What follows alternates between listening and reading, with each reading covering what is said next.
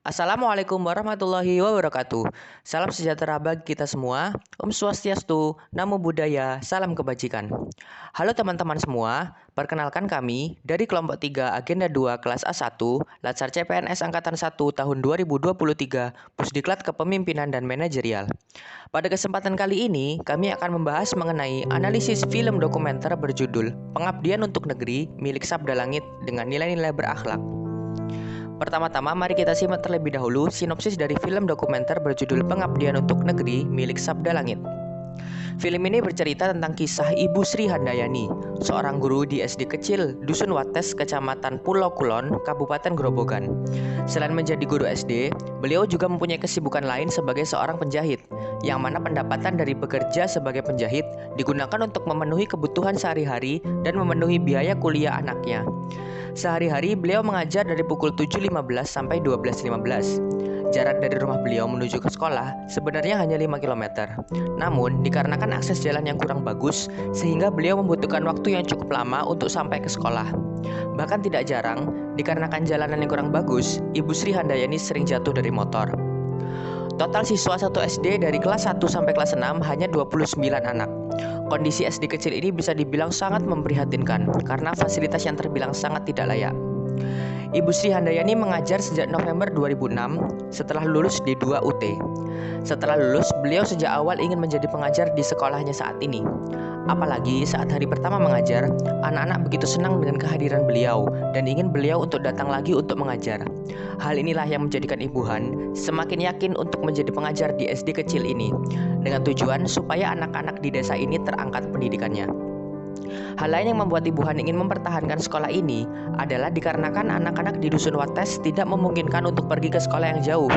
Sehari-hari, bahkan para siswa mempersiapkan secara mandiri untuk pergi ke sekolah, karena orang tua mereka di pagi hari sudah harus bekerja di sawah. Bahkan tidak jarang, para siswa membawa adik mereka ke sekolah, karena di rumah tidak ada yang menjaga. Hal inilah yang menjadi penguat bagi Ibu Han, agar anak-anak di sini memperoleh pendidikan yang layak, minimal bisa membaca dan menulis. Ibu Han juga bertekad untuk terus memberikan pengajaran terbaik di SD ini, dengan harapan anak-anak Dusun Wates memiliki cita-cita untuk melanjutkan pendidikan setinggi mungkin, sehingga dapat memajukan pendidikan dan kehidupan di Dusun Wates ini. Berdasarkan cerita dari Ibu Sri Handayani, kita dapat nilai betapa besarnya jasa beliau untuk kemajuan pendidikan Indonesia, khususnya di SD Pojok Kecil Dusun Wates.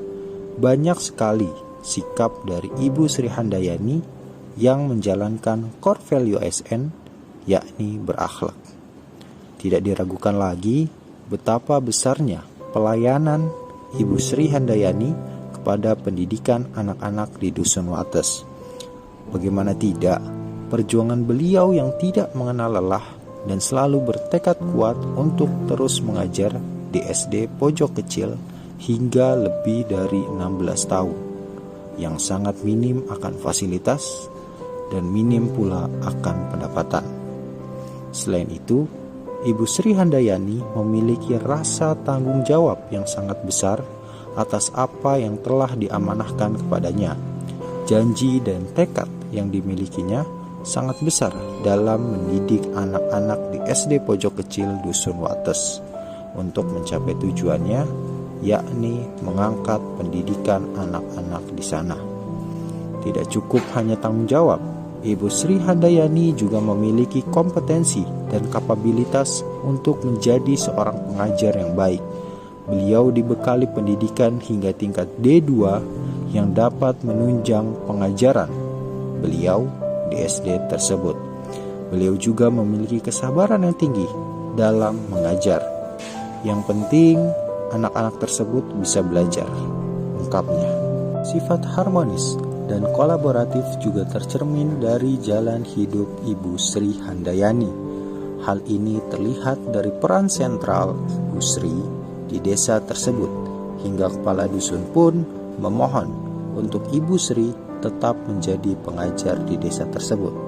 Sifat kolaboratif tercermin dari ungkapan Ibu Sri Handayani bahwa masyarakat pun sangat mendukung dan turut membantu demi kemajuan pendidikan di desa tersebut. Sifat loyal juga tertanam dalam diri Ibu Sri Handayani. Bagaimana tidak, di umur yang sudah tua, beliau selalu memegang janji dan tekadnya, tidak mengenal lelah, meskipun harus melewati kontur jalan yang buruk, meskipun harus jatuh bangun dalam perjalanan, beliau tetap berdiri tegap dalam mendidik anak-anak di sana, meskipun ada pilihan sekolah lain yang lebih baik.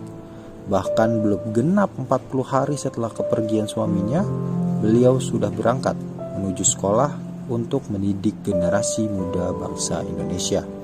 Sikap adaptif juga ada pada diri Ibu Sri Handayani.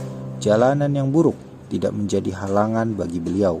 Beliau mampu beradaptasi terhadap lingkungan di daerah tersebut. Selain itu, kepindahan beliau menuju SD tersebut selepas lulus D2 hingga memunculkan janji dan tekad beliau untuk selalu mengajar di sana menjadi bukti konkret sikap adaptif Ibu Sri Handayani. Berdasarkan pemaparan nilai berakhlak yang dilakukan oleh Ibu Sri Handayani, dapat kita bayangkan bila Ibu Sri Handayani tidak menerapkan nilai-nilai tersebut, dapat kita pastikan bahwa pendidikan di Desa Wates tidak akan berjalan dengan baik.